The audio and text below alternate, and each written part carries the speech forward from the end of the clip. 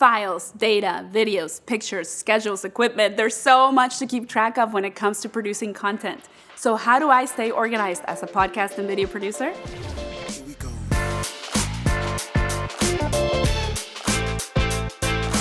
Maribel here. I'm with the SquadCast team.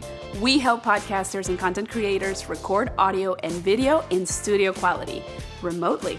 I've been making content for a while now, and I can tell you that one of the most important aspects of content creation is keeping track of all that content. In this video, I'll share with you my best practices and how SquadCast, which by the way is my go-to cloud recording studio, helps stay organized in a bunch of cool ways. Before I get to that, make sure you hit that subscribe button and tell me in the comments below what other advice you want us to go into in upcoming videos, so that you can create better podcast and video content from anywhere in the world.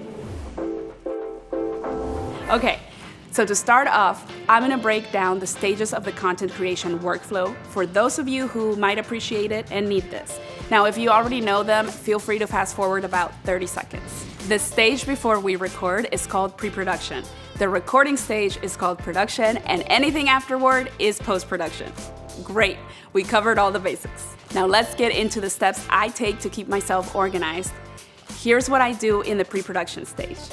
I schedule my interview with a fantastic guest by emailing them to confirm dates and times. Then I send them all relevant information, such as instructions for connecting and sample questions. I get my physical recording space ready by shutting off the air conditioning or anything else that'll make noise negatively impacting my audio. I shut off all notifications and turn on Do Not Disturb on my phone and computer.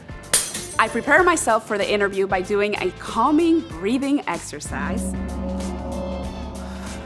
Then I review my notes for the conversation. And last, I log on to SquadCast, navigate into the session, and welcome my guest. Okay, now let's talk about my production stage. My guest has now entered the SquadCast session.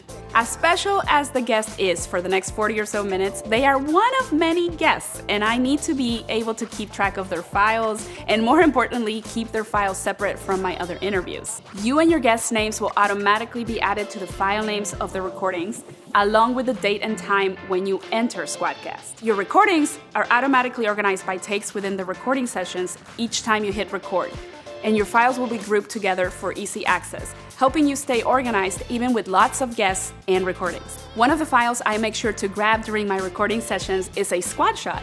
I take these squad shots for a few reasons. Number one, so that I can have a keepsake from our conversation.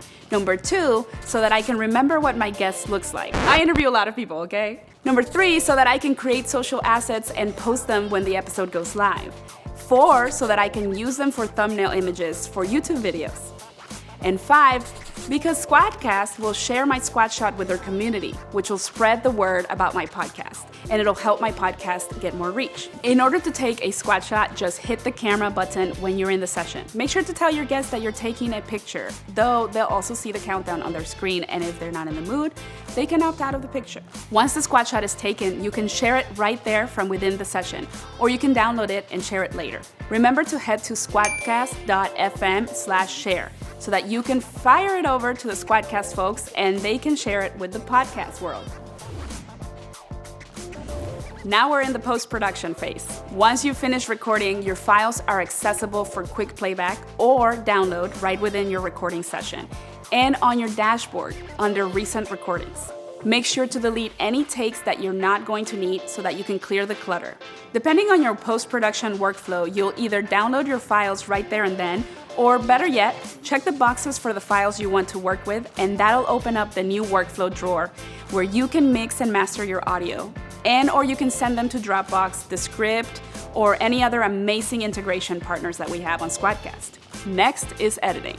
If you work with an editor or sound engineer, make sure they're invited to your show's team so that they can go in there and get the files to start their post-production work. If it's just you on the post-production side, you'll decide if you want to mix the files within SquadCast using our Auphonic integration, or you can download them as separate isolated tracks. We think it's easier to edit when your files are isolated, but for a quick mix, that Auphonic integration is actually pretty clutch. Once your files are downloaded, I recommend making a folder on an external hard drive to store them as backup. As you bring the elements of your next episode together, featuring the interview that you recorded on SquadCast, make sure you're saving regularly, no matter what DAW or digital area workspace you're using. If you don't, you might lose your stuff.